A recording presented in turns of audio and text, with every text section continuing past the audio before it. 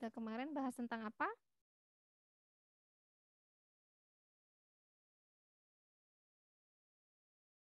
Halo? Masih ada yang ingat minggu kemarin kita bahas apa?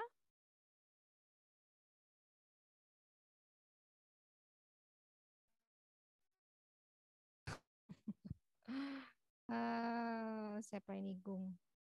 Ada yang ingat kemarin kita bahas apa?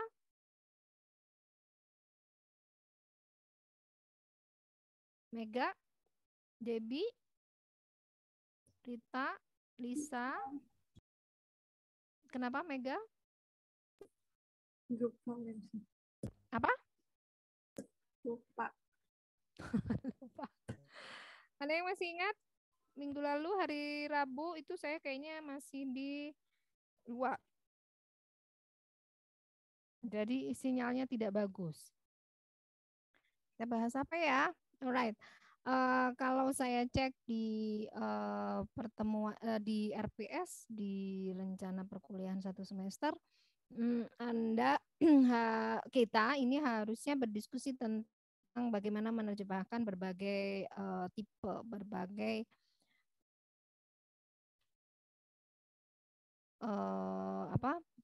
berbagai macam teks. Kemarin saya mungkin sebelum-sebelumnya juga bahwa apa namanya ketika kita menerjemahkan berbagai teks apa gitu ya. Kemarin UTS itu masih gampang karena itu berhubungan dengan pendidikan. Biografi itu biasanya berhubungan dengan pendidikan, biasanya itu ada dalam teks buku paket gitu ya tentang biografi. Tetapi ketika misalnya teman-teman ingin mencari uang gitu ya dengan keahlian atau keterampilan, belum ahli lah, ini keterampilan menerjemahkan, terus ada teman dari jurusan ekonomi, bukan jurusan prodi ya, Fakultas Ekonomi dan Bisnis FEB. Di situ ada program studi akuntansi, manajemen, dan perbankan. Nah, mungkin mereka minta tolong untuk menerjemahkan. Nah, itu Anda bisa kan, di situ ada peluang bahwa Anda bisa menghasilkan uang dari situ. Nah, berarti ketika teman-teman kalian dari Fakultas Ekonomi Bisnis minta tolong misalnya untuk menerjemahkan, berarti teksnya berupa teks apa?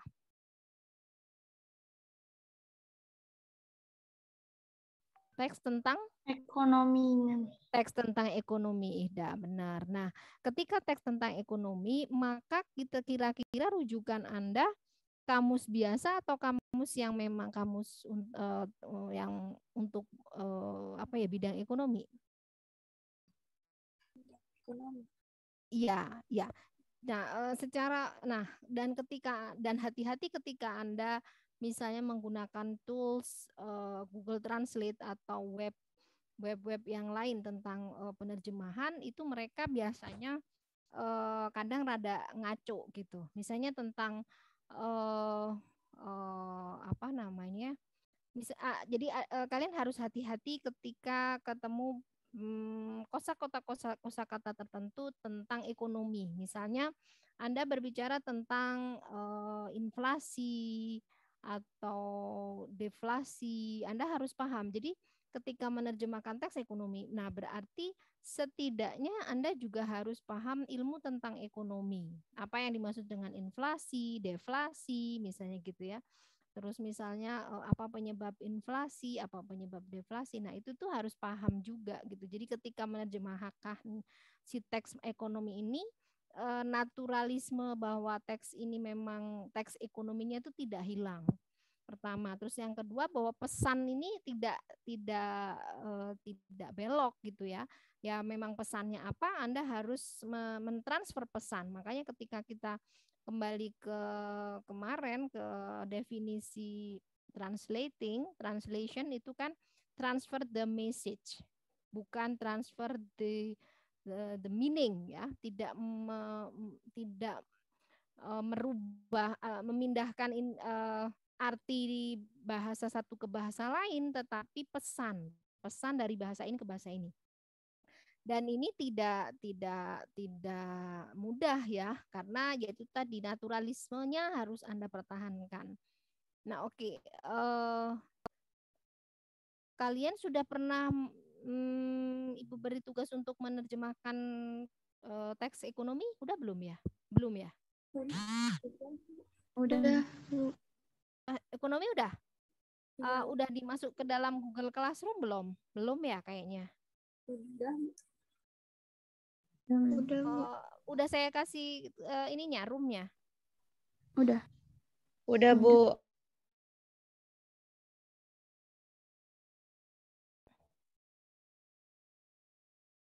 Sebentar ya.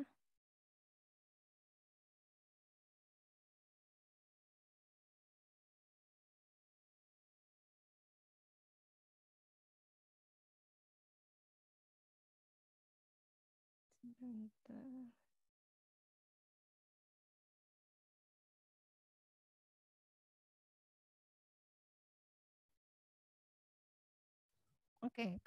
Oke, itu yang ekonomi Anda udah. Coba saya cek ke sini.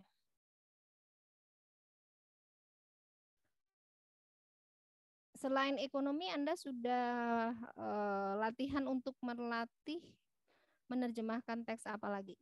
UTS kan tentang biografi, ekonomi udah. Apa lagi?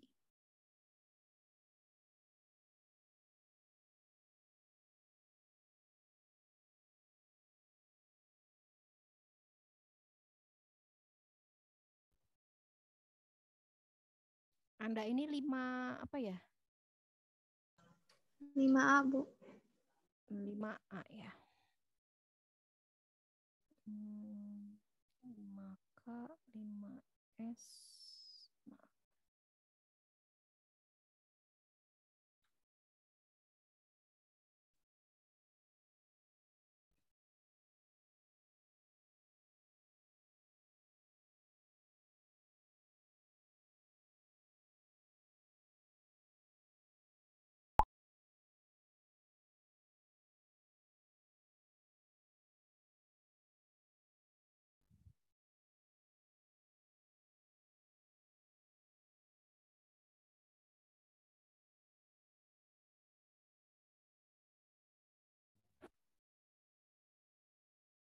Oh ya, ya. Oke, oke. Sekarang mari kita latihan menerjemahkan teks tentang kesehatan. Ekonomi sudah, tentang kesehatan sekarang. Nah, ketika tentang kesehatan itu juga harus hati-hati ya, karena misalnya tentang COVID-19 misalnya, itu juga pasti ada kosakata-kosakata tertentu yang berhubungan dengan kesehatan. Misalnya adanya masa inkubasi mungkin, atau isolasi gitu ya. Vaksin itu kan istilah-istilah kesehatan ya, ada vaksin, ada isolasi, ada masa inkubasi, ada saturasi gitu ya. Itu kan istilah-istilah dalam kesehatan yang berhubungan dengan COVID-19 gitu. Nah, tapi saya coba sekarang Anda mencari teks bahasa Indonesianya dan diterjemahkan ke dalam bahasa Inggris. Paham instruksinya? Paham. Paham.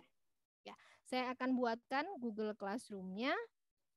Deadline tetap berarti hari Selasa minggu depan. Oke? Jadi memang untuk menerjemahkan sebuah teks itu kita harus kaya juga gitu. Kita harus mempunyai background knowledge yang memang bervariasi, sehingga ketika kita bertemu teks-teks tertentu, our background knowledge, pengalaman kita itu akan sangat membantu untuk membuat hasil penerjemahan menjadi senatural mungkin, semulus mungkin, pesan itu pun dapat tersampaikan dengan baik ya. Pesan bukan makna ya. Nah, Fahri udah gabung nih. Fahri Agung, selamat datang.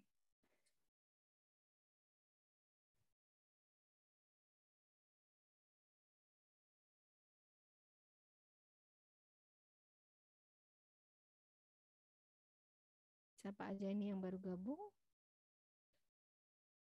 Oke.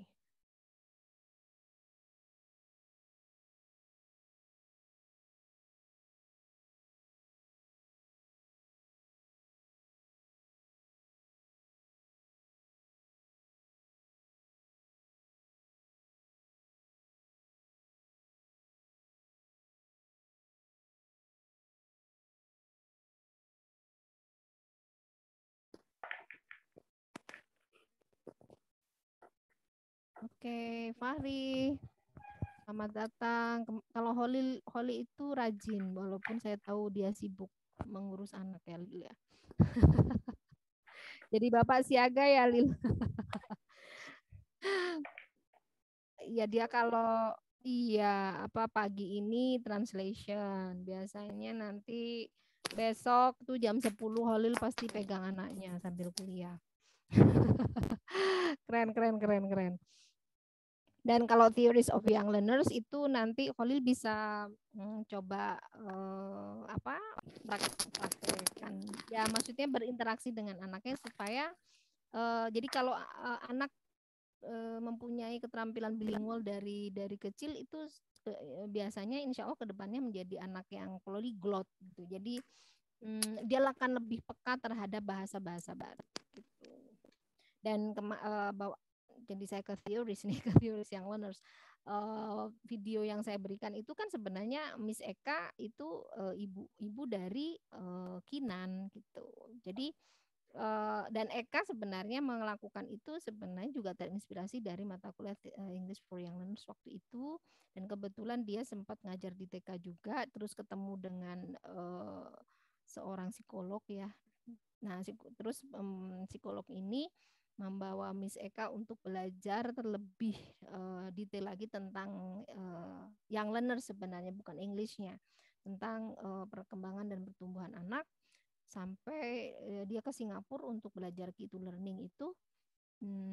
Dan kebetulan karena memang dia punya misi bahwa anaknya, sebelumnya itu dia sempat beberapa sekolah di masa pandemi ini, dan dia merasa sekolah yang bagus juga SPP-nya mahal, tapi ya gitu-gitu aja gitu.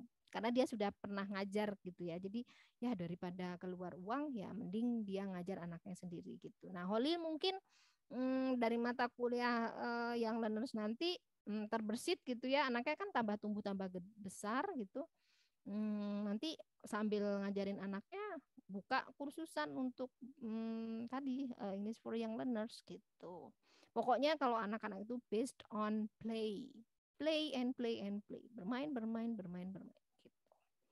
Oke, ini sambil ini sudah loh. Tadi sudah 17, sekarang malah berkurang jadi 16. Mungkin karena sinyal ya.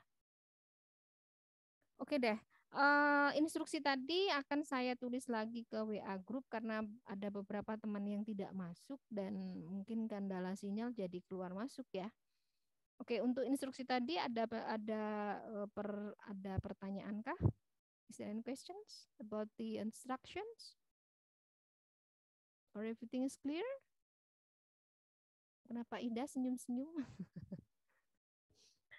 Teksnya bebas ya.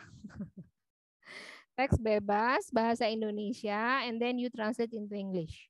So and then text about health, tentang kesehatan, nah kalau medis itu biasanya akan lebih sulit karena biasanya sangat berhubungan dengan kosakata tertentu. Kalau Anda berhubungan dengan medis itu misalnya tentang penyakit apa itu lebih ada pasti banyak kata-kata tertentu yang itu memang ya memang berhubungan dengan kesehatan gitu. Kalau medis kesehatan masih umum ya, tapi kalau kesehatan tuh masih umum. Kalau medis itu lebih spesifik lagi gitu. Tapi ya up to you. Either you will get about health articles or about medical articles. It's up to you. But the important thing is you translate it into English ya. Indonesian text into English text. Bisa difahami? Bisa. Oke. Kalau sudah ini udah 9.30, takutnya Anda dengan Pak Umam. Pak Umam jam 8 tadi ya? Kenapa? Oh, yang saya ketukeran itu hari Kamis ya.